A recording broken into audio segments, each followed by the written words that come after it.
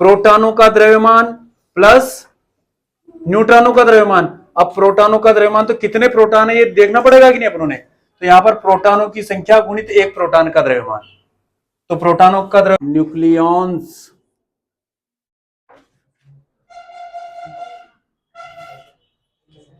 अरे जो नाभिक के अंदर रहते हैं उनको न्यूक्लियॉन्स कहा जाता है।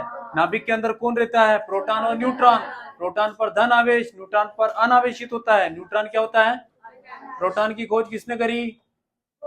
गोल्डस्टीन ने। हाँ, प्रोटॉन की गोल्डस्टीन ने। और न्यूट्रॉन कौन? चैडविक। इन दोनों पर कौन सा आवेश होता है वो भी पता है अपने को। यानी कि मैं ये पूछूं कि 1.6 into 10 to the power minus 19 coulomb, what is this?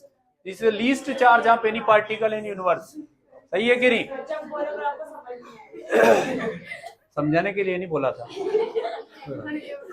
अब देखें यहां पर द्रव्यमान क्षति का मतलब, द्रव्यमान क्षति में यह कहा गया है कि एक प्रोटॉन और एक न्यूट्रॉन मिलकर किसी नाभिक का निर्माण करते हैं।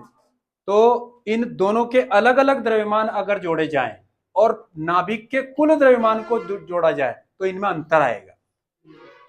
उस अंतर को ही क्या बोला जाएगा? द्रव्यमान क्षति। लिखें, न्यूक्लियॉनों के द्रव्यमानों का योग और ये न्यूक्लियॉन हिंदी अंग्रेजी यही है, नाभिक के द्रव्यमान में अंतर को द्रव्यमान क्षति कहते हैं।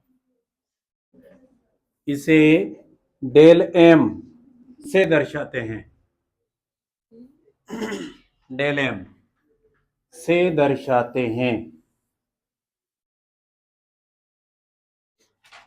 अब यहां देखो आप फार्मूला साथ में उतार लें आप।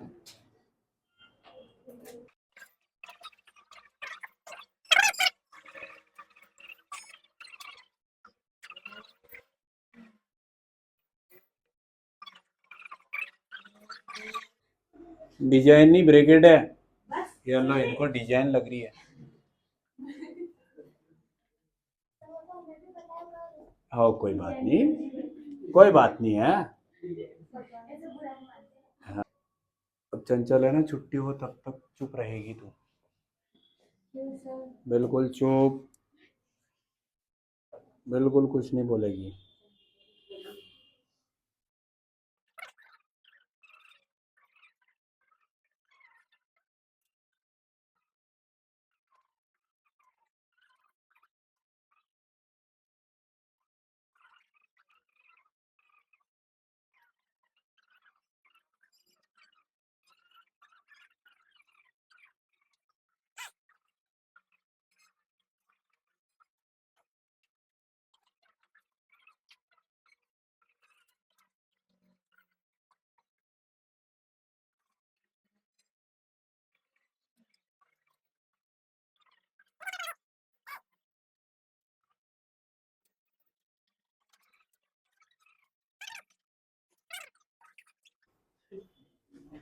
प्रोटॉनों की संख्या को जेड से शो करेंगे। परमाणु भार जो होगा उसका फार्मूला आप जानते हैं? नहीं जानते हैं तो जानना चाहिए। इधर देखें आप, यहां पर परमाणु भार का जो फार्मूला है वो capital A is equal to प्रोटॉनों की संख्या प्लस न्यूट्रॉनों की संख्या के योग को परमाणु भार बोला जाता है। ठीक है, यहां से मुझे न्यूट्रॉन अगर निकालना हो तो एन इज इक्वल टू, ये जेड का ट्रांसफर इधर करूंगा मैं, तो ए माइनस में क्या हो जाएगा? जेड। यानी कि ए माइनस में जेड क्या है? न्यूट्रॉनों की संख्या। और कैपिटल ए क्या है? परमाणु भार। केमिस्ट्री में पढ़ा है आपने, वो अलग बात है, भूल गए। तो यहां पर यह है आपके पास परमाणु भार का फार्मूला, यानी कि प्रोटॉनों की संख्या प्लस न्यूट्रॉनों की संख्या। तो न्यूट्रॉनों की संख्या निकालने के लिए जो प्रोटॉनों की संख्या का उधर ट्रांसफर कर दिया है मैंने, ऐसे ही किया है। यहाँ पर हो गया। अब इधर देखें आप, द्रव्यमान क्षति का मतलब न्यूक्लियॉनों का द्रव्यमान मतलब प्रोटॉनों और न्यूट्रॉनों का द्रव्यमान माइनस नाभिक का द्रव्यमान।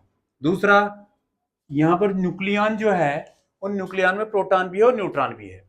अब प्रोटॉनों का द्रव्यमान प्लस न्यूट्रॉनों का द्रव्यमान, अब प्रोटॉनों का द्रव्यमान, तो कितने प्रोटॉन है ये देखना पड़ेगा कि नहीं अपनों ने। तो यहाँ पर प्रोटॉनों की संख्या गुणित एक प्रोटॉन का द्रव्यमान, तो प्रोटॉनों का द्रव्यमान हो गया।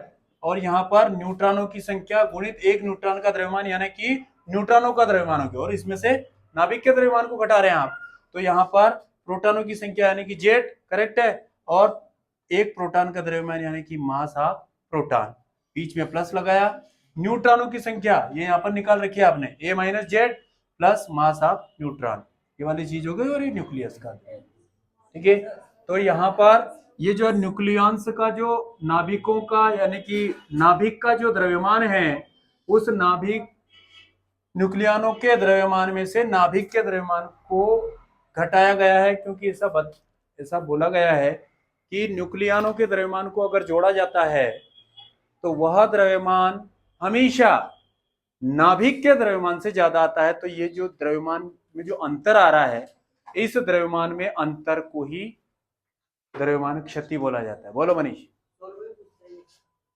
नहीं, ये इतना काफी है, ठीक है, हो गया। आगे बढ़ें।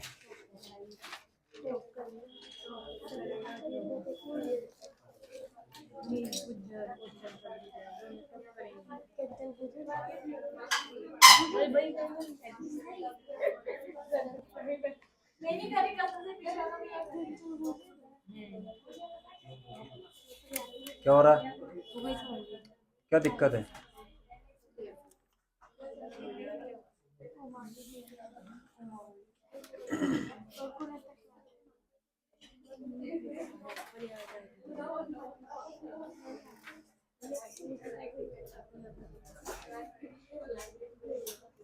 एक इसी में अपने पास आइंस्टीन का द्रव्यमान ऊर्जा तुल्यता संबंध भी है, इसी टॉपिक में है वो, और आगे भी हमने पढ़ा है या नहीं पढ़ा है, पढ़ा है, ठीक है। तो द्रव्यमान यानी कि आइंस्टीन का फार्मूला अपने पास क्या है, E बराबर mc², उसके बारे में अगर पूछे तो वो यहाँ भी लिख सकते हैं, ठीक है। द्रव्यमान ऊर्जा तुल्यता नियम यानी कि E बराबर mc², जिसमें E ऊर्जा है, m द्रव्यमान है, c प्रकाश की चाल है, क्या हो जाएगा, एक बार रिपीट कर लेते हैं। यहाँ पर आइंस्टीन का जो द्रव्यमान ऊर्जा तुल्यता नियम है वो E बराबर mc², जिसमें E आपके पास क्या है, ऊर्जा की मात्रा है, m आपके पास उस द्रव्यमान पदार्थ का द्रव्यमान है, और c प्रकाश की चाल है, जहां पर प्रकाश की चाल कितनी होती है, 3 गुणित 10⁸ मीटर प्रति सेकंड, या फिर प्रकाश 1 सेकंड में कितना चलता है, 3 लाख किलोमीटर प्रति सेकंड। 1 सेकंड में कितना चल लेता है प्रकाश, 3 लाख किलोमीटर, ठीक है। इसके बारे में अगर कोई क्वेश्चन आता है तो बहुत आसानी से लिख सकते हैं अपन इसको।